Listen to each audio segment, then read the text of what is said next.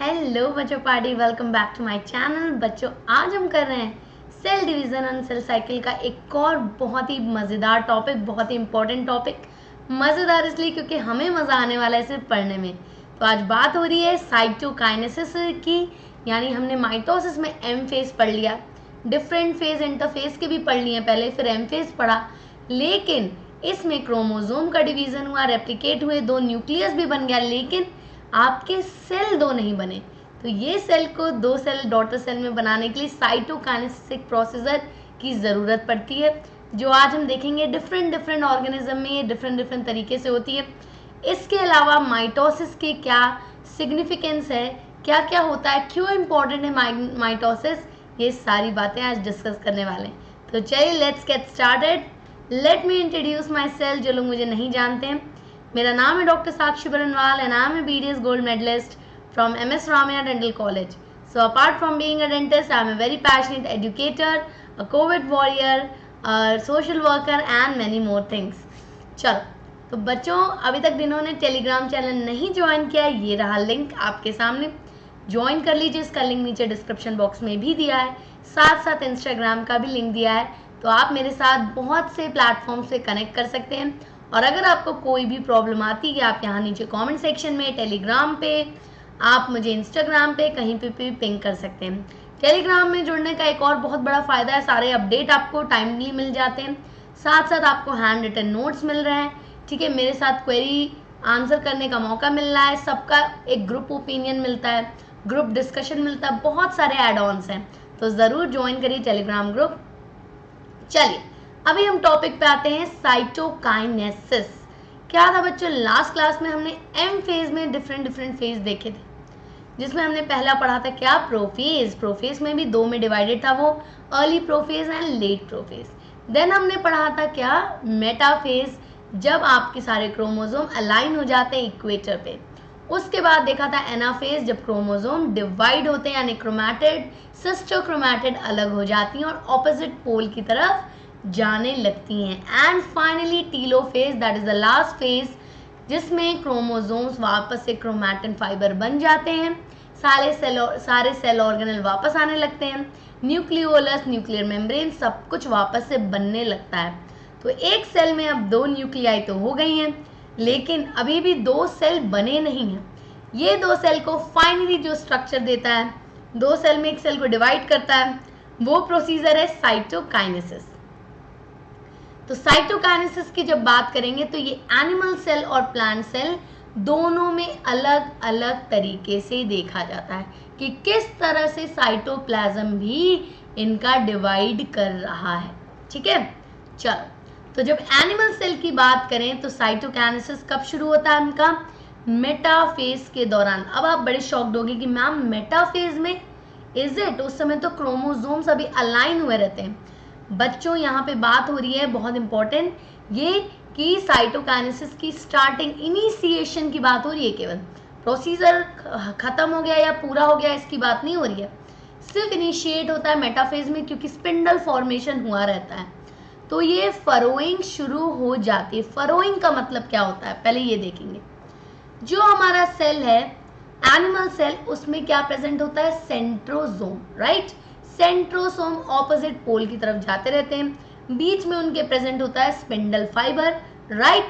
जैसे जैसे वो पोल पे जाते रहते हैं ऑपोजिट, वैसे वैसे फरोइंग शुरू हो जाती है।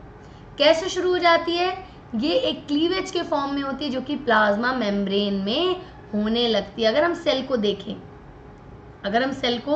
देखें यहाँ पे, तो एक नॉर्मल सेल है ये, अगर ठीक है, ये बहुत बड़ा सेल बन गया है, हम छोटू सा सेल लेंगे।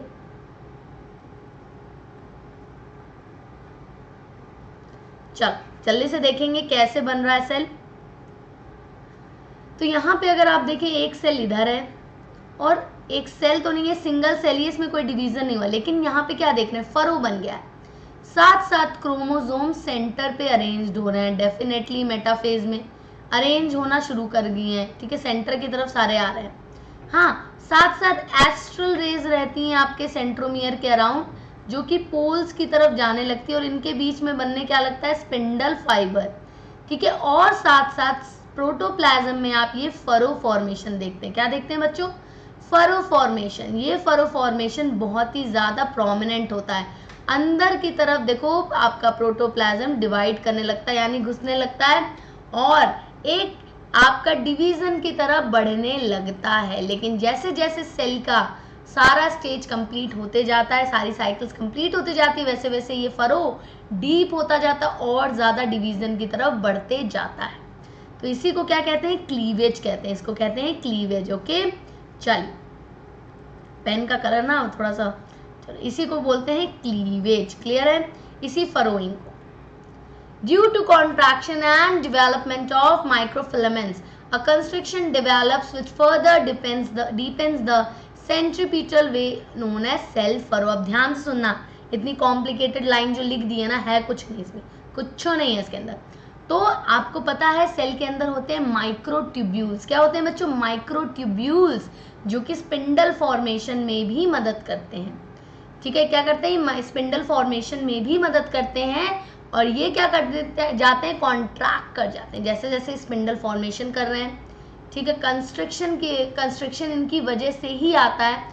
कब आता है? जब ये कॉन्ट्रैक्ट करते हैं। जैसे ये अकड़ जाते हैं, कॉन्ट्रैक्ट कर जाएंगे, वैसे ही वो फरो बनने लगता है। और फरो किस तरह बनता है? सेंट्रीपीटल वे में। सेंट्रीपीटल वे का मतलब यहाँ क्या है? मतलब कि आउटर से इनरवर्ड, आउटवर्ड से इनवर्ड जब कोई चीज जा रही है तो उसको सेंट्रीपीटल कहते हैं, टुवर्ड्स द सेंटर। ठीक है, सेंट्रीपीटल का क्या है? सिंपल सा लॉजिक है, टुवर्ड्स द सेंटर। ये आप लिख लेंगे यहाँ पे। सेंट्रीपीटल का मतलब आपने बहुत बार फिजिक्स में पढ़ा है, सेंट्रीपिटल फोर्स, सेंट्रीफ्यूगल फोर्स। तो वही चीज यहाँ पे पढ़ा। जब सेंटर की तरफ डिवीजन हो रहा है तो उसको सेंट्रीपीटल कहेंगे, और जो कि सिर्फ एनिमल सेल में देखा जाता है। किसमें देखा जाता है? एनिमल सेल में। किसकी वजह से? इसी किसके? जल्दी बताइए, जल्दी बताइए, किसकी वजह से? अरे सेंट्रियोल की वजह से, क्योंकि इनमें सेंट्रियोल प्रेजेंट होता है और साथ साथ स्पिंडल भी मदद कर रहा है, उनके माइक्रोट्यूब्यूल। अब ये सोचोगे मैम फिर प्लांट सेल में भी तो स्पिंडल बनता है, फिर क्यों नहीं मदद करता? वहां पे एक दूसरा चीज आ जाता है। क्या? चलो देखेंगे। फरो स्टार्ट हो जाता है और टीलोफेज में फाइनली वो डीप हो जाता है इतना कि सेल को दो में डिवाइड करने के लिए रेडी हो जाता है। टीलोफेज तक ये फरो काफी डीप हो चुका रहता है। इसके बाद डायरेक्टली साइटोकाइनेसिस होनी रहती है और तुरंत दो सेल बन जाता है। टीलोफेज में ये गहरा जरूर हो जाता है लेकिन अभी डिवाइड नहीं हुआ होता, ध्यान दीजिएगा। ठीक है, डेफिनेटली ये डीपेन हो जाता है आपके टीलोफेज में, बहुत ज्यादा प्रोमिनेंट वो क्लीवेज दिखने लगता है, लेकिन still it has not divided, will divide only when cytokinesis occurs after the telophase. ठीक है, यहाँ पे देखिए ये फरो कितना डीपेन हो गया। ये आपका टीलोफेज ही है एक तरह से, जहाँ पे इतना ज्यादा डीप हो गया कि लग रहा है दो सेल बन गया, बट एग्जैक्टली ये एक सिंगल सेल ही है। साइटोकाइनेसिस जब फाइनली होता है तो ये भी पूरी तरह से आपके अंदर चला जाता है और ये भी डिपेंड हो जाता है और ये बनाता है दो सेल। ठीक है, दो डॉटर सेल। क्लियर है? चलिए अब आएंगे साइटोकाइनेसिस इन प्लांट सेल। इनमें क्या अलग है? पहली चीज, इनमें कोई सेंट्रियोल नहीं है, कोई एस्ट्रल रेज नहीं है, स्पिंडल है, माइक्रोट्यूब्यूल है। तो क्या वो कर लेगा? तो डेफिनेटली माइक्रोट्यूब्यूल है तो कॉन्ट्रैक्शन करना चाहिए, इनको भी फरो बनानी चाहिए। लेकिन याद रखिए प्लांट सेल के स्ट्रक्चर में एक और प्लाज्मा मेम्ब्रेन के अलावा एक और ऐसा स्ट्रक्चर होता है जिसको कवर करता है, जिसको हम क्या बोलते हैं? Cell wall. ये करता है प्रॉब्लम। क्या प्रॉब्लम करता है बच्चों? ये होता है बड़ा रिजिड और टफ, क्योंकि डेड होता है। तो ये फरो बनाने में मदद ही नहीं करेगा, ये रिजिड है कि भैया मैं तो बनाऊंगा, मैं तो हिलूंगा नहीं, चाहे जो कर लो। तब यहाँ पे साइटोकाइनेसिस कराने के लिए माइक्रोट्यूब्यूल का जो एलिमेंट है वो गोल्गी और एंडोप्लाज्मिक रेटिकुलम की मदद से एक प्लेट बनाता है बीच में। ध्यान से सुनिएगा, बहुत इंपॉर्टेंट है। यहाँ पे क्या होता है? सेल प्लेट का फॉर्मेशन होता है इन द सेंटर। सेंटर से शुरू होता है वो सेल प्लेट फॉर्मेशन और टुवर्ड्स द पेरिफेरी जा रहा है। ध्यान से सुन रहे हैं ना? आई जस्ट होप, क्योंकि बहुत इंपॉर्टेंट है, यहाँ पे बहुत बच्चे पकड़ लेंगे। मैं क्या बोल रही हूँ? सेंटर से शुरू हो रहा है, टुवर्ड्स द पेरिफेरी जा रहा है। यानी कि जब हम एनिमल सेल की बात कर रहे थे, तो फरो आउट से इनवर्ड की तरफ आ रहा था, टुवर्ड्स द सेंटर जा रहा था। यहाँ पे सेंटर से टुवर्ड्स द आउटवर्ड यानी टुवर्ड्स द पेरिफेरी जा रहा है, यानी हम यहाँ बात कर रहे हैं सेंट्रीफ्यूगल टाइप ऑफ डिवीजन की। समझ में आया? अब ये सेल प्लेट कंस्ट्रक्शन बनाता है जो कि रिजिड वॉल को पहले नहीं छूता है, पहले सेंटर को छूता है और धीरे धीरे वो प्लेट लंबा होते जाता है पेरिफेरी की तरफ और 2 सेल में डिवाइड कर देता है हमारे एक सेल को, जिसमें 2 न्यूक्लियस प्रेजेंट है to form the daughter cell. कैसे हो रहा है ये? गोल्गी वेसिकल जो होते हैं, गोल्गी वेसिकल और स्पिंडल के माइक्रोट्यूब्यूल ये इक्वेटर पे अरेंज हो जाते हैं। किस फॉर्म में? फ्रैग्मोप्लास्ट के बारे में के फॉर्म में। इसके अलावा इसमें एंडोप्लाज्मिक रेटिकुलम भी अपना कंट्रीब्यूशन देता है। तो गोल्गी और स्पिंडल मेनली 2 हीरो हैं जो कि इसके फॉर्मेशन में मदद करते हैं और together they form phragmoplast. Together they form phragmoplast. इसमें कुछ फ्रेगमेंट एंडोप्लाज्मिक रेटिकुलम के भी होते हैं। यही मेम्ब्रेन ऑफ गोल्गी वेसिकल जो कि फ्यूज करके एक प्लेट बनाते हैं जिसको क्या कहते हैं हम लोग? Cell plate. यही सेंटर पे आपका फॉर्म होने लगता है, ठीक है, formed at the centre.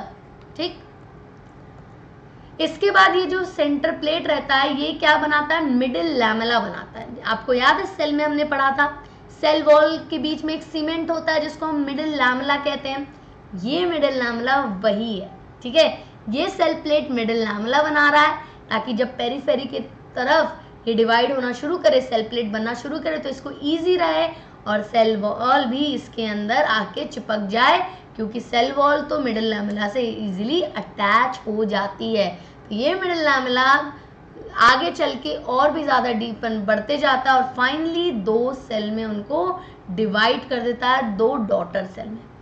Cytokinesis centrifugal form में होता है, toward from the centre towards the periphery, यानी हमेशा टुवर्ड्स द पेरिफेरी हो रहा है।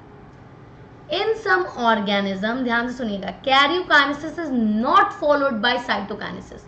बहुत इंपॉर्टेंट है ये, हम बहुत से अलग चैप्टर में बताऊंगी मैं कहाँ पढ़ेंगे अभी।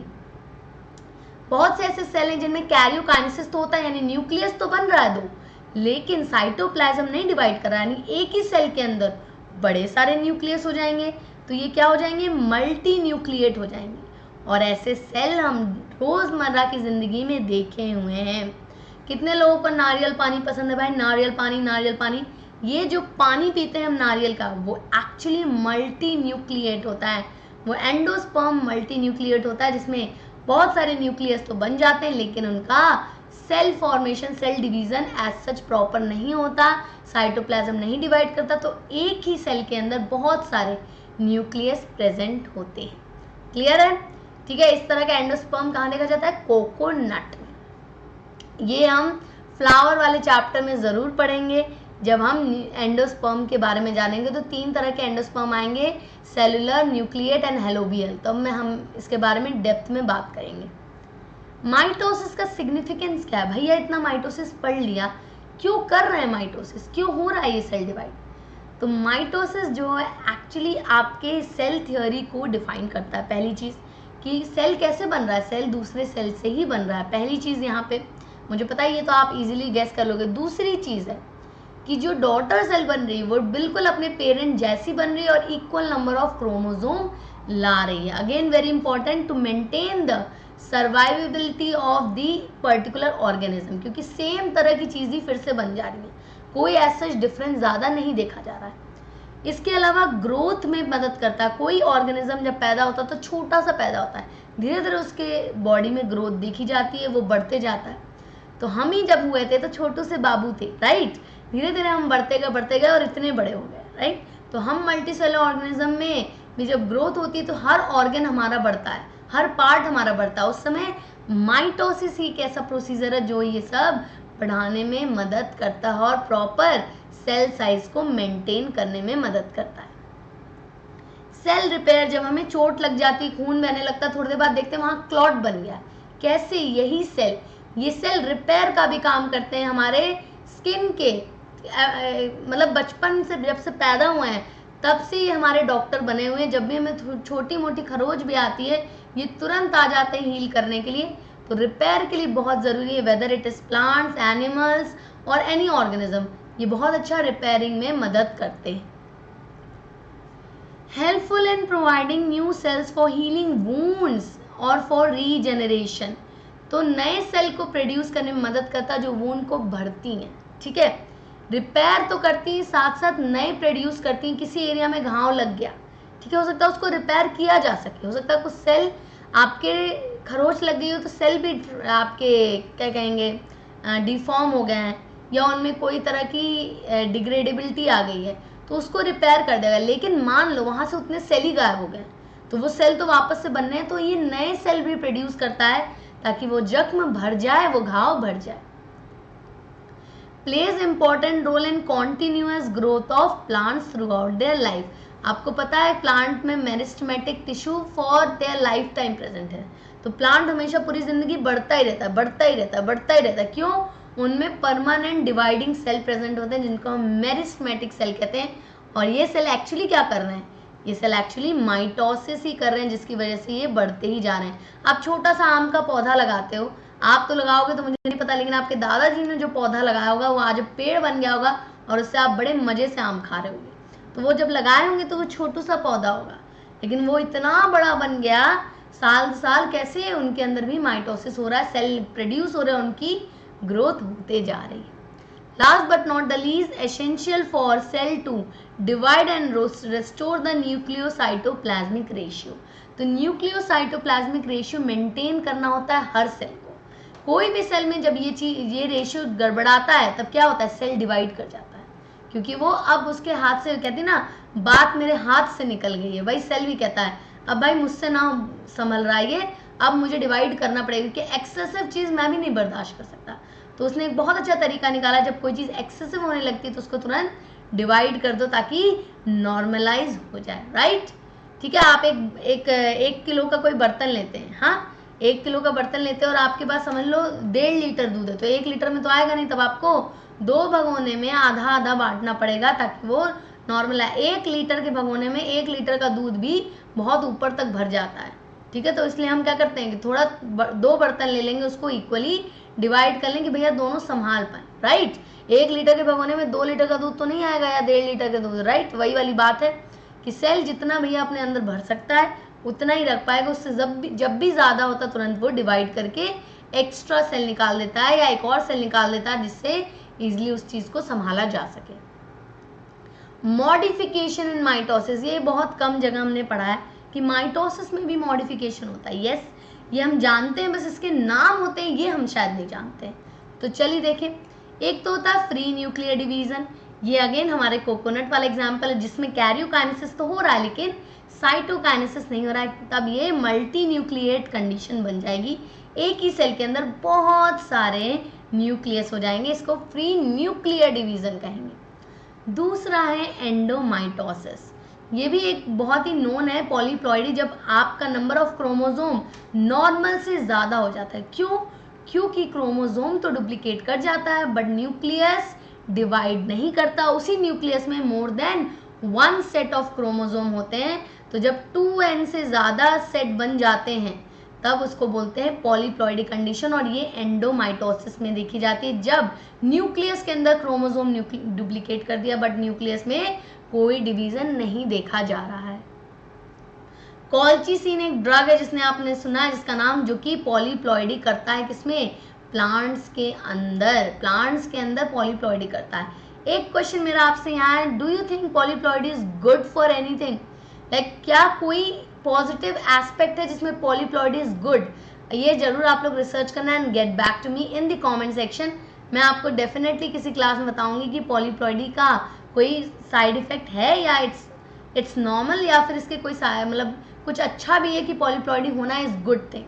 तो ये आपको ढूंढ के लाना है कि पॉलीप्लॉइडी होने से कुछ अच्छा भी होता है क्या, is it useful in any way, ये आपको ढूंढ के लाना है, यस या no, if yes then where. Okay, colchicine क्या है? माइटोटिक पॉइजन है। देखो कॉल्चिसिन इज नॉट गुड क्योंकि एक पॉइजन है जो कि अरेस्ट कर देता है किसका? स्पिंडल फॉर्मेशन का, और स्पिंडल फॉर्मेशन अरेस्ट हो गई तो सेल डिवाइड नहीं कर पाएगा, समझ रहे हो? स्पिंडल को ही राड़ा बना देंगे, मतलब क्या कह देंगे, स्पिंडल को रोक दिया जाए या स्पिंडल को कह दिया जाए भैया तुम नहीं बन सकते हो, तो क्या होगा, आपका मेटाफेज में अरेंज कैसे होगा, इक्वेटर पे अरेंज किसी तरह हो भी गया तो डिवाइड नहीं प्रॉपर होगा, रैंडमली सेल आपके क्रोमोसोम फैल जाएंगे, तो आपका सेल डिवीजन नहीं पॉसिबल हो पाता अगर स्पिंडल फॉर्मेशन नहीं हुआ, क्योंकि इसके अंदर माइक्रोट्यूब्यूल अगेन बहुत नेसेसरी है हमारे लिए।